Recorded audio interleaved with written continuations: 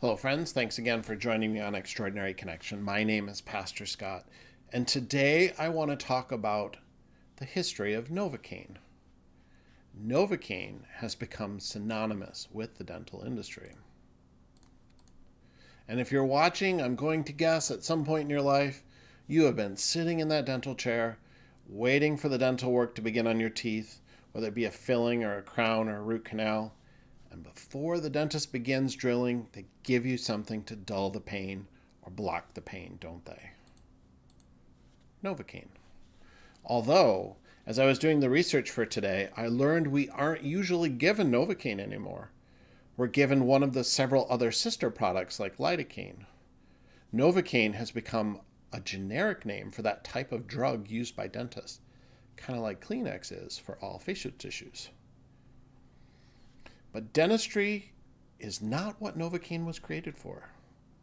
The inventor of Novocain was a man by the name of Alfred Einhorn.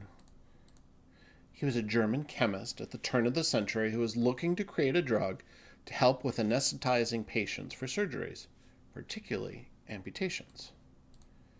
And another fun fact for you, the drug Einhorn was trying to improve on was cocaine, which at the time was a drug sometimes used to anesthetize amputation patients, but cocaine was too strong and had other side effects.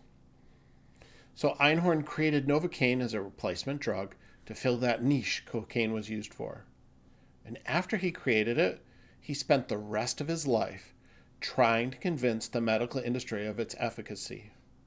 He would go to teaching colleges, to conferences, to seminars, even individual private practices in local hospitals, any place that medical doctors and surgeons would congregate, and Einhorn would tell them about Novocain. He would then tell them how it was the wonder drug to help with amputations. But the doctors weren't interested. Medical doctors found that they really preferred a general anesthesia to completely knock out the patients for amputations, which, if I'm ever facing an amputation, I hope they knock me out completely too, because I don't want to listen. For years, Einhorn touted Novocain, and for years, he was ignored by the medical professionals. And he died feeling like a failure because his product didn't do what he thought it should. Except, as we know, Novocain wasn't a failure. And dentists started experimenting with Novocain for their procedures right away after it was invented and found the drug to be perfect for their work. But Einhorn couldn't see it, and he wouldn't listen to the success it was having in the dental community. He was so certain that Novocain was only for amputations that he ignored any other possible use. He missed an opportunity, and he was never able to fully appreciate the true use of Novocain. And like I said, he died an unhappy man, convinced he was a failure. How often do we in the church get a great idea, and when we try to implement the idea or mission or ministry, we get downhearted because it didn't work or go exactly like we expected it would? Our church a couple years ago decided we were going to offer a mission called Pray a Latte.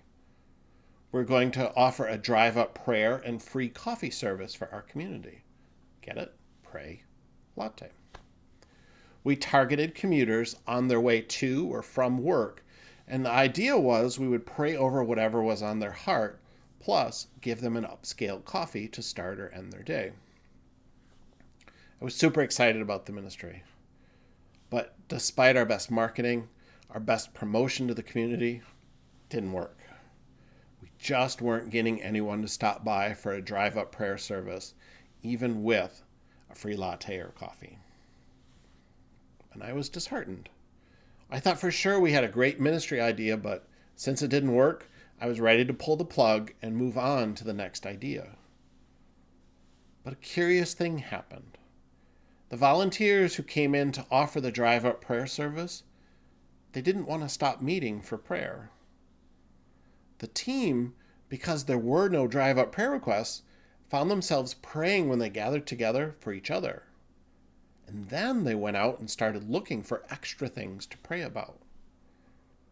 Our original idea for a drive-up prayer and coffee service became our Pray a Latte team. a team that today meets regularly and is intentional about covering our church, our community, and any prayer requests that come in prayer. And the team has almost tripled in size since we began. Pray Latte did not go how I expected at the beginning, but God took the idea and turned it into something even better. Today, Pray Latte is way more organized and more powerful than I had ever expected when we first started. Kind of like Novocain.